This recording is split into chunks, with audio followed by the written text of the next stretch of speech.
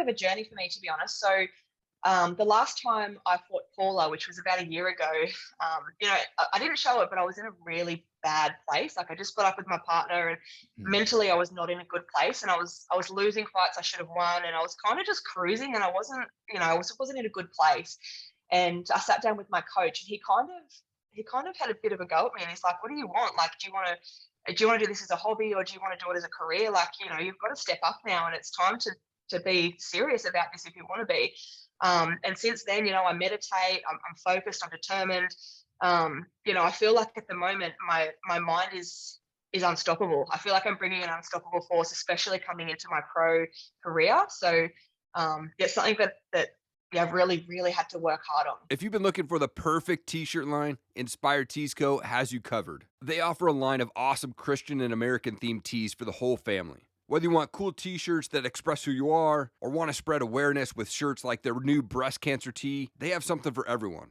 You can also shop their military veterans American tees, and with every purchase from that collection, they're going to donate 15% of the profits to the Wounded Warrior Project. Make sure to visit their website, inspiredteesco.myshopify.com.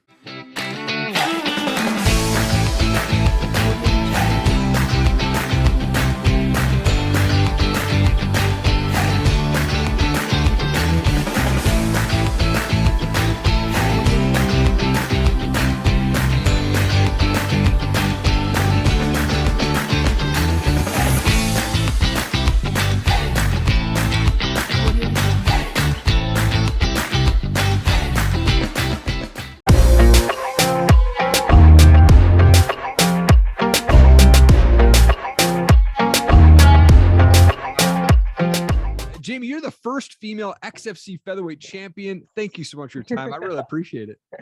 Thanks for having me. Yeah. I love to go back with my guests a little bit. Like, where did you grow up? What was childhood like for you? Well, I was originally born in England. So I moved to Australia when I was 2 years old. So technically Australian, but my dad would get annoyed if I didn't mention that little English bit. That's awesome.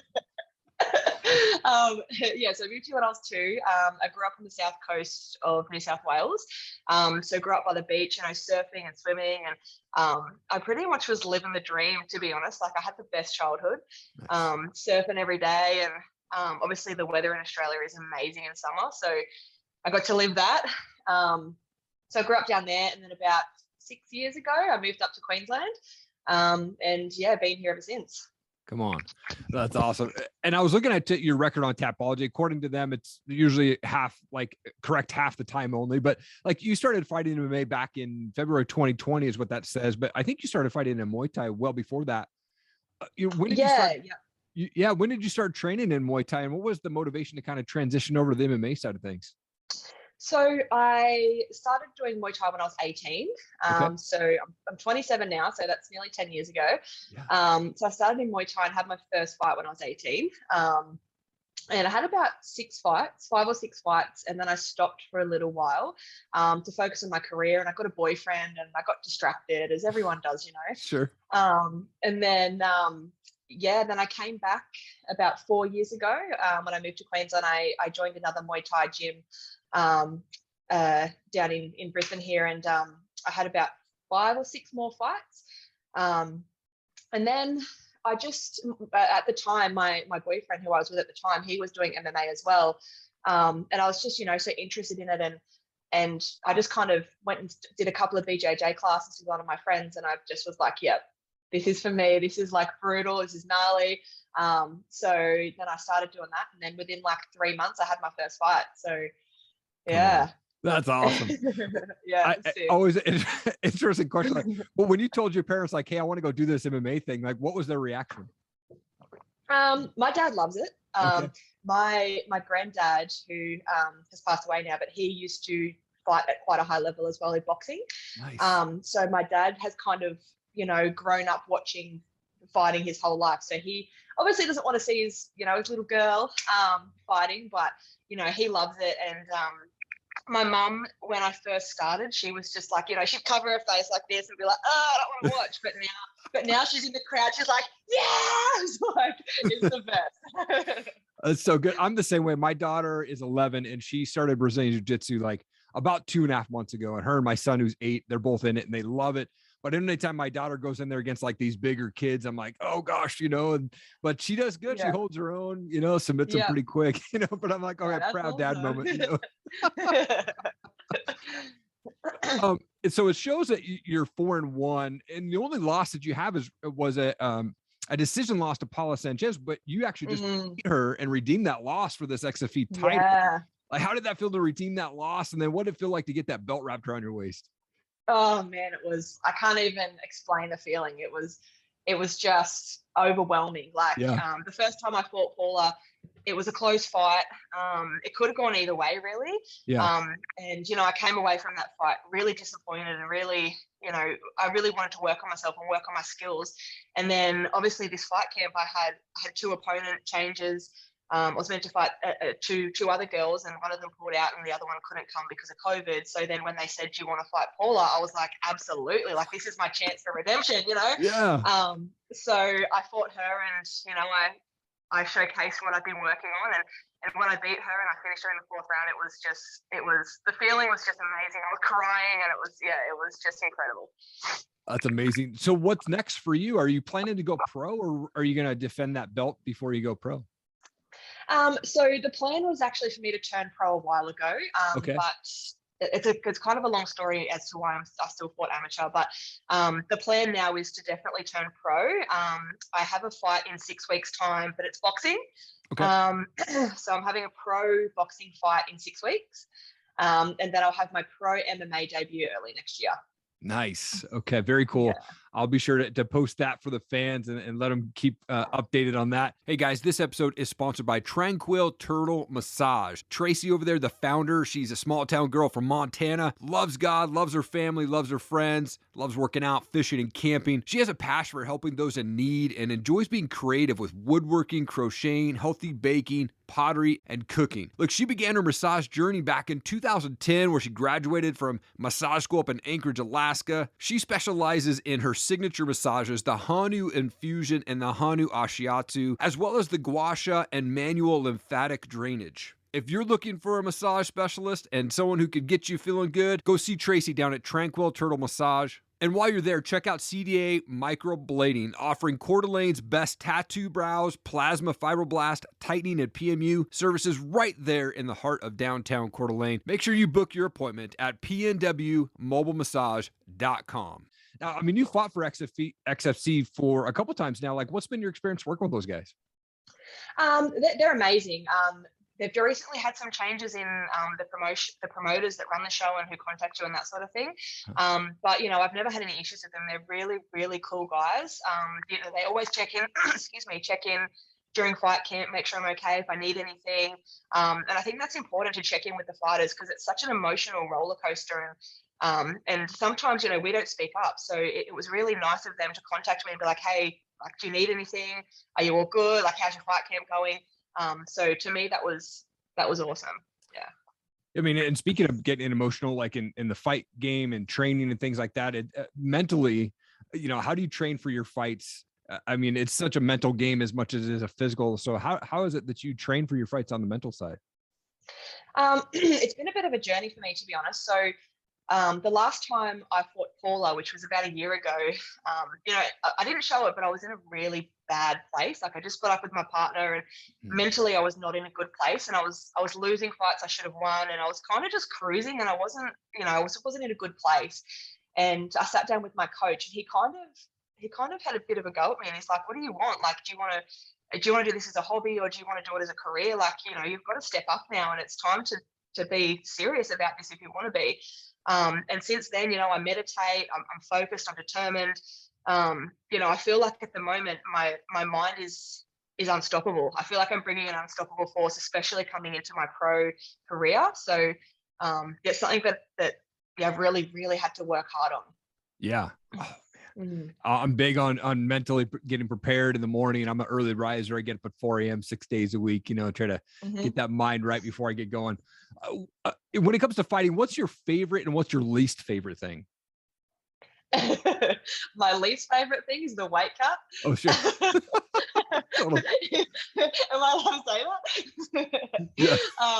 Yeah. So I'm quite big girl, and I get quite lean, but I still have to cut a lot of weight to get to the weight that I want to fight at, and that in itself is a mental struggle. Totally. So yeah, that's probably the hardest thing, and the second hardest thing, I guess, is the grind. You know, like I still work full time, so I'm working full time, and then I'm going to training, and I actually don't live close to my gym, so I train at 2 different gyms. I train at my MMA gym, which is about anywhere between a 45-minute to an hour drive. And my boxing gym is about the same. It's about 30 to 40 minutes. So I'm kind of bang in the middle of both gyms. So I'm traveling quite a lot, plus working full time. So, you know, sometimes when you finish work and you've been on the grind 8 hours a day, and then you get home and you're like, oh, I've got to go train for 4 hours now. Like that's a really challenging aspect of the fight game, because, you know, you've got to be 100% there mentally at training. Yep. But you've just had a hard day at work. Like I think that's the most challenging thing at the moment for me. Yeah. Well, those are the hardest things. What's your favorite thing about fighting? Apart from winning. Yeah. I think the most favorite thing for me would be my gym crew. I think, you know, they become family, they become your friends. You see them every day in, day out. They see you on the good days, the bad days, and they're the ones that, you know, that get you there. They get you to the fight. So my favorite thing is being a part of that culture and that gym vibe, which you don't get that in normal gyms, like in weightlifting gyms, or just going to a normal gym where you lift weights. Like the vibe is different in a fight gym. So yeah, I think that's, apart from winning, that's at the top. Well, that's awesome. Where's the best place for fans to connect and follow you on? Do you prefer Instagram or Facebook or Twitter? Are you on all those, or just one of them? Okay, so I have only just started in the last couple of months trying to build up my socials. I'm really bad at social media. I'm gonna admit it right now. I only just figured out how to make a reel. Like I'm not good with technology, and I never have been. Yeah. But Instagram, Facebook, I don't have Twitter or anything like that, but I think it's going to be coming. But yeah. Very cool. Very cool. Yeah. I wanted to transition to some fun questions. I've got these things called pod decks, essentially just random questions. Cool. I'll pull one out here, and hopefully it's not a flop, but we'll see how it goes. Okay. It says, which living person do you most admire? Okay. Can I pick 2? Can I be greedy? Absolutely. Yeah. Be greedy.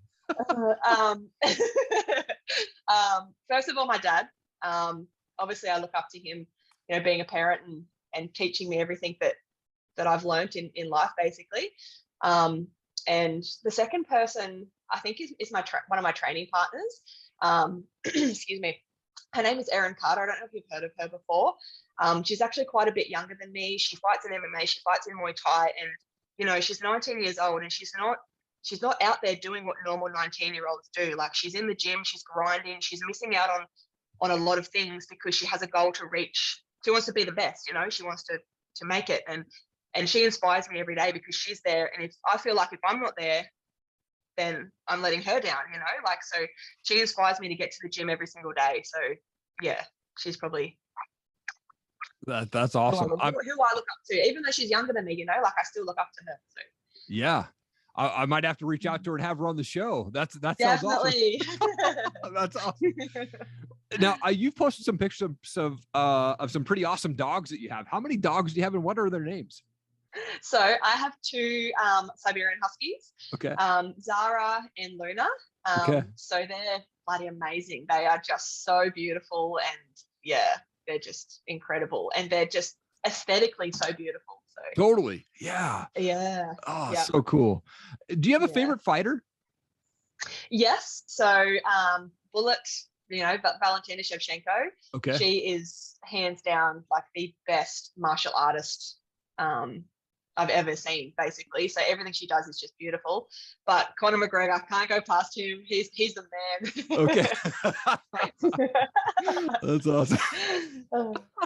I can't help myself. I love him. So funny. I'm a big music guy, so like love to ask the question, like, who's your favorite band, or do you have a favorite type of music you like to listen to? It depends on my mood. Like, I don't really have a particular band or anything, but I think my favorite band would be Red Hot Chili Peppers. Amazing. They're going on a world tour. They just announced this. Yeah, they are the OGs. Oh man, that's like my bucket list band that I have never seen. So I've got to get to that tour for sure next year. They're mad. I've seen them live a couple of years ago. That was so good. Yeah. Oh, amazing. Yeah. Amazing. I also wanted to give you an opportunity just to give a shout out to coaches, sponsors, teammates, anything like that. The camera's all yours. Yeah, sweet. Well, first of all, I'll thank my team. So first of all, my MMA gym, which is Ignite Martial Arts, my coach, Ryan and Koshi. So they're the ones that put up with a lot of crap from me day in, day out. All of my teammates at Ignite that have my back and put their bodies on the line to help me pursue my passion. My boxing coach, Todd Cummins, so he's down at B2B Boxing down in Virginia, and all the guys there that help me get prepared and let me spar them, put their bodies on the line as well. So also my sponsors, so I've got Evolve, which I'm wearing their shirt at the moment. They give me all of my supplements to make sure I'm well fueled and well recovered. My dietitian, Matt Kemsley, he makes sure that I make weight, even though I hate him sometimes. Done Right Concreting as well, another one of my sponsors. Malicious Industries, and yeah. Amazing. It's hard to think of everyone. Right? Yeah, on the spot. Sorry to put you on the spot there. Jamie, such an honor to have you on my show. Thank you so much for watching the show. I really appreciate it. Hey, I just wanted to do a quick introduction. If you've not seen my show or you don't know the services that I offer, I wanted to drop them to you right now. One, I do voiceover work. So if you're looking for a voiceover person to cover your motivational videos, or maybe it's Kickstarter videos or whatever it is, let me know. I'm more than happy to help you out there. I also work with brands on brand and product videos. So they'll send me their products to do reviews or box openings. Let me know. I'd love to work with you on your product as well and help you get that product out there. I also love to be able to share my story.